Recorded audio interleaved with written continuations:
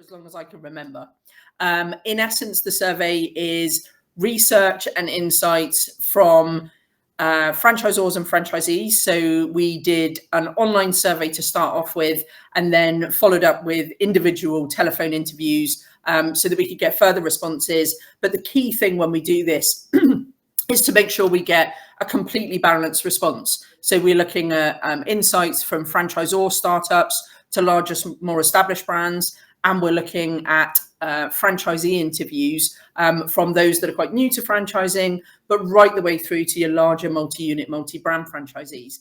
I think it's only fair at this point to point out the fact that this wouldn't have been possible without the support of NIC Group Services, and that has to be commended and recognised for sure. I mean, their commitment to franchising is superb, and I think that says a lot about them as a franchise business and their commitment and their collaboration. So tell me if I'm boring you, but probably the key one for us, and the one that we promote quite widely, is the contribution to the UK economy. So for us, that's grown from 17.2 billion when we did this in 2018 to 19.1 billion today. So it's a 12% increase. And I think it's one of the stats that really showcases the sector's resilience and the ability to adapt and innovate, particularly with the challenges that we've had. You pointed out some, but mainly, for us looking at the global pandemic. Well, we've got different stats, Simon. So the average turnover now for franchise units stands at just shy of 400,000.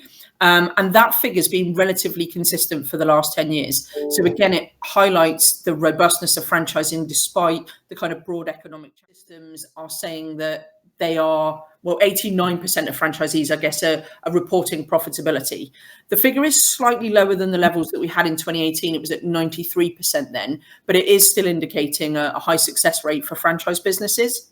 And additionally, units that have been operating for more than 5 years are demonstrating even stronger performance. So 60% of those are saying that they are achieving high levels of profitability. Overall, more than half of franchisees now are turning over more than 250,000, and we've seen a growing number of franchisees surpassing that 500,000 turnover mark too.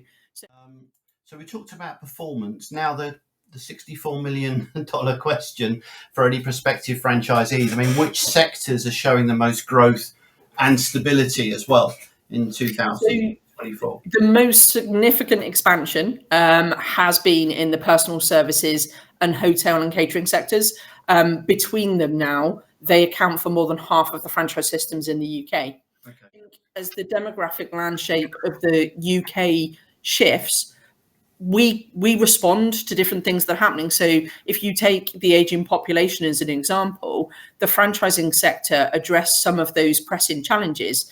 So as there was an increase in demand for domiciliary care, we saw franchising respond to that. And we've seen huge growth in dom care businesses, seen the growth in children's activity sector and those franchises, which is, I think it was a survey that highlighted that 73% of primary schools might not be able to maintain their current kind of physical activity and after school sports offerings because of cuts with government funding.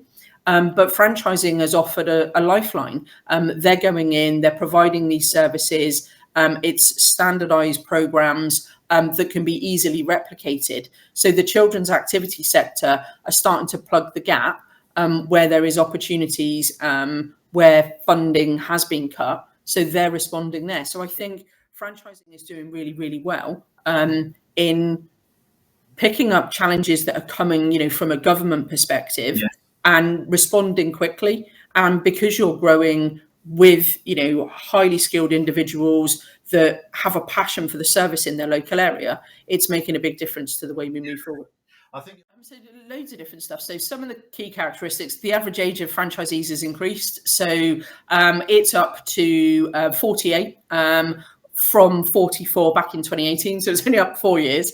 But the age trend is particularly noticeable for us when we looked at the number of new recruits that came in that period. So that average age rose from 40 to 49. We are great news and super pleased to be able to report this. We're seeing a much more balanced gender distribution, with women now making up 40% of the overall franchisee population, which is a marked increase from 2005, where only 20% of franchisees were female. Among new recruits, 34% are women, which is up 16% from nearly 2 decades ago. So the shift is showing that there is a growing appeal of franchising to female entrepreneurs. And I think a lot of that has been driven by opportunities in the personal services sector, which are attracting more females into franchising. Excellent. Sales, etc., etc. But is there one thing that the survey is saying that franchisees are really highlighting as being the main benefit of being part of a franchise network? Yeah, 1000%. The primary benefit is the comprehensive support package provided by the franchisors. It's why they join. It's the extensive training, the operational guidance, and the access to established systems. So the support part is crucial. 73% of franchisees have said that's what they buy in for. It's helping them navigate daily challenges and maintain brand standards. Also, kind of a front runner is the marketing position due to the brand recognition. So 62% of franchisees believe that it attracts more customers. It gives them a competitive advantage because they've got those structured marketing strategies and operational support to boost the success of their own local marketing efforts. And adhering to quality standards. So knowing that there is a franchisor behind them that will help maintain high service levels and differentiate themselves from local competitors. So 58% of franchisees are saying adherence and customer satisfaction provides them with a competitive edge. And it was something like 30% communicate with their franchisor daily. So you're talking high levels of engagement if you look to buy into a franchise concept, because franchising, as we both know, doesn't work. If franchisor and franchisee aren't aligned, they're not going to be successful. So it's making sure that, you know, they are on the end of the phone, they are supporting. So if you're looking at a franchise concept, know that your franchisor is readily available, I think is the message that comes out of this. 100%. And also it's about having multi-unit ownership is something that we've been talking about for a while. So, you know, when you look at the survey this time, there wasn't a massive change in the number of franchisees that ran multiple units. For me, the key statistic that came out of it was the trend to the number of units that a multi-unit franchisee had. So there was an increase in franchisees managing larger portfolios. It showcases that already existing, I guess, multi-unit franchisees are in a prime position to acquire exiting franchisees, and they're purchasing resale opportunities. Franchising model continues to mature in the UK. So we asked the question, you know, what are you planning by way of resales in the coming year? And at least 66% of franchisors said they're planning to offer at least one unit as a resale in the coming year. And that's the highest it's been in almost 20 years, which does show that the role of resales in franchise management is going up. So franchisors need to have the processes and the plans in place to support franchisees with exit. You know, we touched on the 89% franchisee satisfaction earlier. Is, you know, we're not seeing huge forced churn in franchising. So we have seen a rise in voluntary churn, which is the bit that shows there are a growing number of franchisees choosing to exit. And that correlates with the stuff, you know, maturing franchise sector, more people opting to resell and realize their return on investment. But the great number for me is the forced churn rate. And that's now less than 2%. And that's 2% of people that are exiting due to business closure, which shows that there is a resilience in the sector, and there is evidence that there is effective franchisor support systems. And when you look at that forced churn rate, it's been less than 5% now for more than 20 years. And I think that's a stat we need to talk more about and promote more as people in the franchising sector. And again, it goes back. Franchisees do. So I think it's like 50% only look at one brand before they make their choice.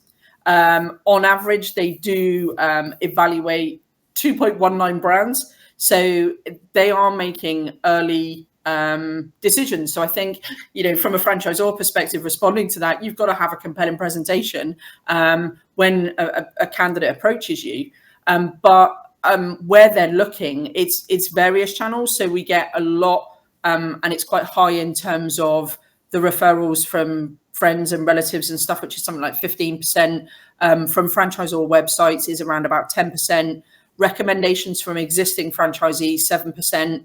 A good 22%, so nearly a quarter, look at talking to us from a BFA perspective before they make contact. But most new franchisees, 66%, are coming out of prior employment, and 41% are specifically seeking franchise opportunities. So that's what they're looking at. They're coming out of business generally and going, that's where I want to look. Oh, that's interesting.